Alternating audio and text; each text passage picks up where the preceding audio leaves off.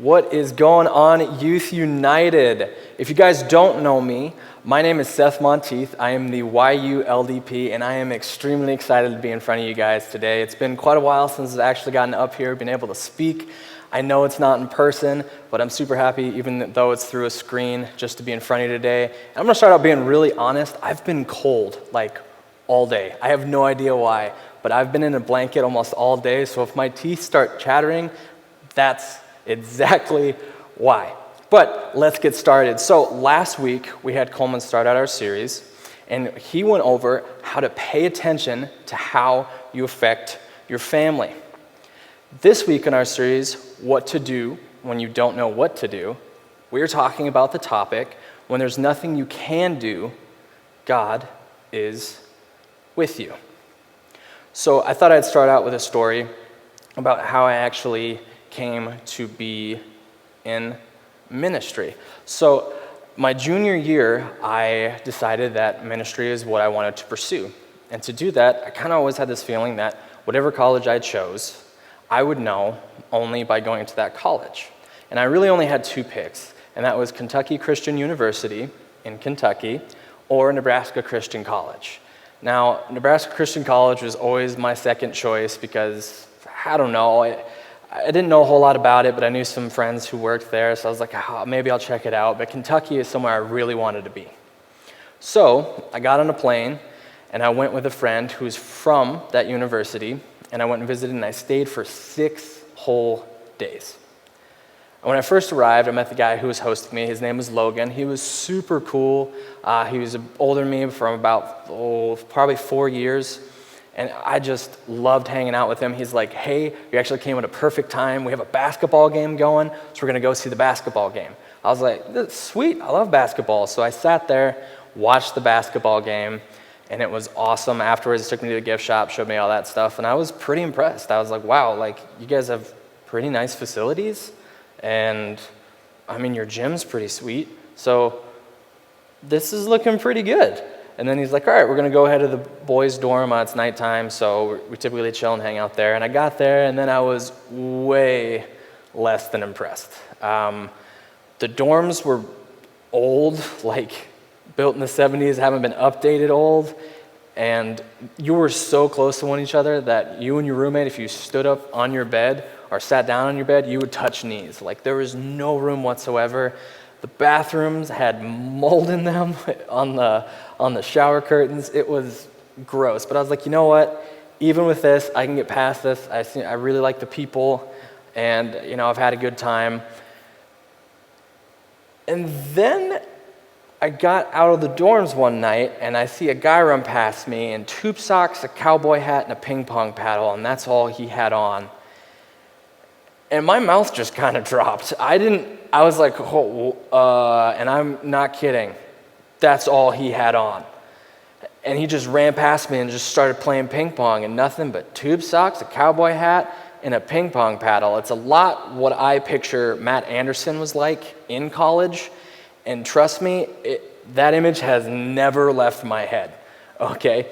So in that moment, I was like, you know what? Maybe this isn't the college for me. I'm going to go check out another one. So a couple weeks later, I drive down, we go to Nebraska, and I go to visit Nebraska Christian College. And the person to actually greet me, who's my host, was none other than Coleman Marion. And when I met Coleman at first, he didn't seem super interested. He seemed like he was like, I don't know if this guy actually really likes me or what's going on, because he kind of just gave me the, yep, hey, how you doing? Okay, cool, I'll see you later. And he left. I was like, oh, that was strange. So I ended up going to dinner, came back, and Coleman was my host. I go to his room, and that's actually where I met Devin as well. And little did I know, they'd end up being my roommates for the next 2 years. But I found out Coleman was having such a bad time because he was just tired, he was exhausted from all the schooling, and he just wanted to play video games. And that's actually what ended up getting me to go to that college. And I was super excited because I was like, I feel like I fit in here great. These guys are awesome.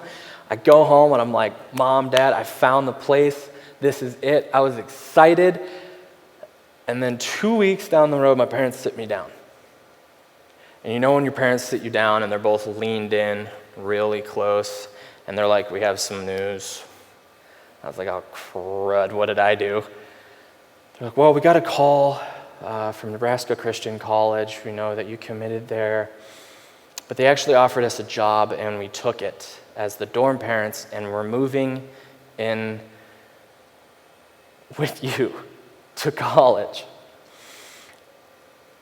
I cannot tell you the shock factor that had on me. My mouth just dropped. Most kids, all they want to do is go to college to get out on their own, and my parents dropped the bomb that they're moving with me. Now, I'm sure all of you guys have experienced something like that. Not maybe that same scenario, but something simply that rocked your world in some way, or maybe caught you off guard, or made your life feel uncertain, or maybe even caused you a lot of hurt. The thing about these shockingly painful moments is that they often hit us out of nowhere, and because of that, it's difficult for us to know how they're going to make us feel. And because of that still, it's difficult for us to know how we're even going to respond to that hurt or shock factor. I mean, sometimes we surprise ourselves by how well we handle it. I was surprised. I mean, when my parents told me that, I thought I would be, mad or nervous or angry, but for some reason I wasn't. I was like, okay, and it actually ended up being an amazing experience. I loved having my parents there. They didn't helicopter. I only saw them maybe once a week, and it was incredible. I mean, I never had to really miss home because my home came with me, and it wasn't something I expected, but it was something I got. But other times, sometimes, we feel closer to God when stuff rocks us, and other times we wonder where God is at all. And that's all because we're wired differently. We experience hurts differently. But that doesn't change the fact that hurts still really hurt. And when life hurts, we all find ourselves wondering, what do I do next? That's why we're doing this series. What to do when you don't know what to do. So that's why we're going all the way back to the story of Joseph. See, Joseph is one of the most famous people in the Old Testament of the Bible. See, Joseph had some family drama. Now, I know that we all have family drama of some sort, but it was drama that he had definitely played a part in creating. Now, I had drama in my own family. Don't get me wrong. I had two older sisters, and they were totally opposite. My oldest sister, her name's Brittany, very typical. She was good at everything. She was head of the cheerleading team. She was snowball queen. She was prom queen. At the high school, she was known as the goody two-shoes. Christian girl, got good grades, super sweet, but at home she was a monster. I mean, we had a double bathroom, 2 sinks, 2 mirrors, and she was up the far right one, and I was like, okay, left one's clear. I'm a guy. I don't think through those things. And she's doing her hair, and I'm like, hey, we're good to go in. Door's open. So I go in, and I'm like, getting ready to go brush my teeth, and she just yells at me, get out! And I was like, and I immediately ran to my mom. And then my other sister, Haley, total opposite. We are a lot closer in age. We play together all the time. I loved hanging out with her. But I didn't quite get that didn't happen when friends were over. So I remember one time very specifically and very vividly, she had a friend over, and I went into the room just to see what they were doing. I was like, hey, what are you guys doing? And she walked up to me and just squared me and kicked me square in the nuts and was like, get out, same thing. I dropped to the ground, I crawled out of the room, and I was so confused. So when I say my family had drama, I mean, we had some drama, and it wasn't always something that I understood. But in Joseph's case, see, he was his dad's favorite, and later I found out that's actually why my sisters did those things, because they always felt like I was the favorite. But because Joseph was the favorite, he was given special treatment compared to his brothers. On top of that, he had a dream that his brothers and even his parents bowed down to him out of respect and honor. Now, if my sisters were to tell me that they had a dream that God said that I was going to bow down to them out of respect and honor, I would have locked them in the bathroom again. Okay, I would have been mad, but I don't think I would have gone as far as this. So the way his brother responded is in Genesis chapter 37, verses 18 through 20. But they saw him in the distance, and before he reached them, they plotted to kill him. "Here comes that dreamer," they said to each other. "Come now, let's kill him and throw him into one of these cisterns and say that a ferocious animal devoured him. Then we'll see what comes of his dreams." And despite his anger towards Joseph, one of his brothers actually had a conscience in this moment. I mean, I've been mad at my sisters. I don't think I've ever been that mad. But in Genesis 37, verse 21 through 22, we continue. When Reuben heard this, he tried to rescue him from their hands. "Let's not take his life," he said. "Don't shed any blood. Throw him into the cistern here in the wilderness, but don't lay a hand on him." Reuben said this to rescue him from them and take him back to his father. So his brothers listened to Reuben, and when Joseph approached, they ripped off the special coat his father had given him, and they threw him in a well. And then they start to notice a caravan of traders approaching. Judah, another one of Joseph's many brothers, and he had many brothers, suggested that they sell Joseph to these traders, because if you're going to leave him in a well, you might as well get some cash for it. So they then decided to sell him to the traders, and they dipped Joseph's coat in the blood of a wild animal and took it to their father and told him that Joseph was likely attacked and killed by an animal. Continuing in Genesis 37, verse 32, they took the ornate robe back to their father and said, "We found this. Examine it to see whether it is your son's robe." See, and at least I hope that none of us have been through anything similar. I would assume that none of us can really imagine the fear, the despair, the uncertainty, probably the anger, and overall the hurt that Joseph felt. I mean, he was betrayed by his own flesh and blood. This was very clearly a what to do when you don't know what to do moment. See, our stories are probably different than Joseph's, at least I hope so, but we'll all experience pain of some kind. I mean, we've all had painful moments in our lives, and probably of us have had many painful moments in our lives that catch us off guard. And I want to highlight 5 very powerful words that show up in the account of his life.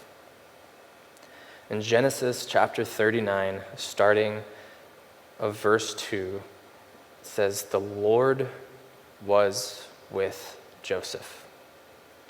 The Lord was with Joseph. You see, when Joseph was in despair and was wondering how life would turn out, he knew that he could rely on the truth that God was with him. See, when there's nothing you can do, God is still with you. And knowing that God is with us may not change our circumstances. I mean, it rarely does, but it might be able to change us. And what I mean by that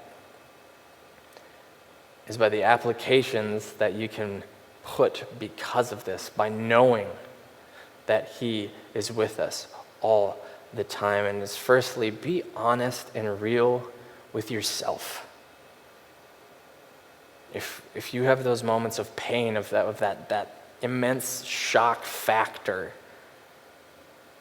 Be honest with someone. Tell them how you feel. Be like, hey, for me with my college, I was like, I feel like I'm supposed to be like mad that you guys are coming to college with me because it's supposed to be every kid's dream that they kind of go off on their own. But for some reason, I'm not. I don't really know why I'm not, but I'm not. Or maybe for you, it's that, hey, I'm angry. Or I'm hurt, or I'm confused. Be real and honest with where you're at. And the second thing is to remind yourself that God is with you and that he never changes. A lot of us always get asked the question, like, if you were to get stranded on a desert island, who's one person that you'd bring with?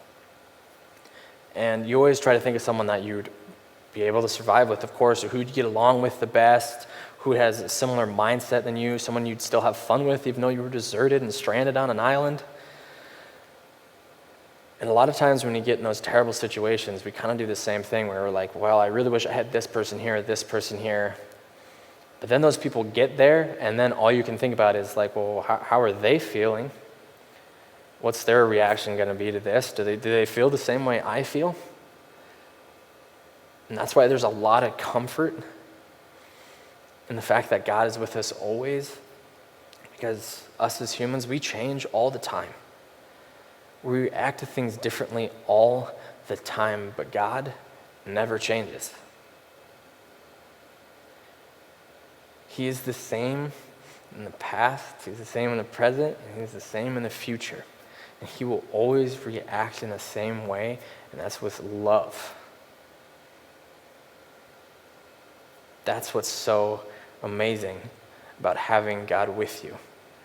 So always remember and always remind yourself that God is with you and that he never changes.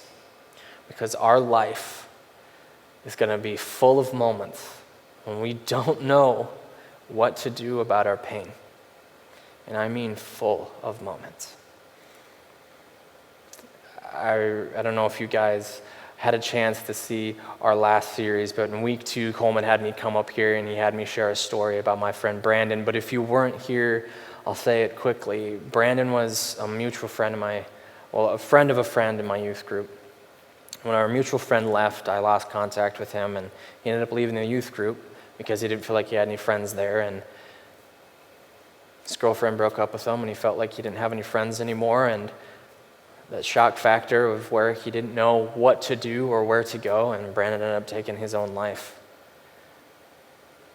And that was something that I'll always carry with me, but I remember that shock factor to me when my youth pastor gave me the news, and I didn't know what to do, but I knew that I could have done something. But it's because that God was always there, and that was something that my mom always reminded me of, is that, you know what, even in these moments, God is with you, and he loves you because he does not change. That's why it's so important. That's why it's so important to know that when you don't know what to do, remember that God is with you. All right, guys, so before you go and break off in your small groups, just remember that if any of you guys are new, we love having you here. Thank you so much for tuning in. There's a link down below. Either Coleman or myself will be in that Zoom call. We'll get to know you a little bit. We'll talk, and then we'll send you to a small group. You'll get to know leaders, some other people. It's really awesome. And again, thank you guys so much for tuning in. Let's pray. Dear Heavenly Father, I just thank you so much for the opportunity just to be here, even if it's through a screen, and just to fellowship in a way that is still weird, and it's honestly hard. It's hard to connect. It's hard to push ourselves to do it because we always tell ourselves that we don't need to, or that we can do it later. I also want to thank you for always being there, and never changing, and always loving us, always giving us mercy, but also punishing us. All of it is equal and just. And I just thank you so much for this. I also want to pray just for everyone still dealing with COVID and anything that's going on, any stress, depression, anything that has caused from this terrible, terrible outbreak, Father, I just pray that they talk to someone, that they be real, and that they be honest. I pray this in your name. Amen. Thank you guys so much, and we'll see you next week.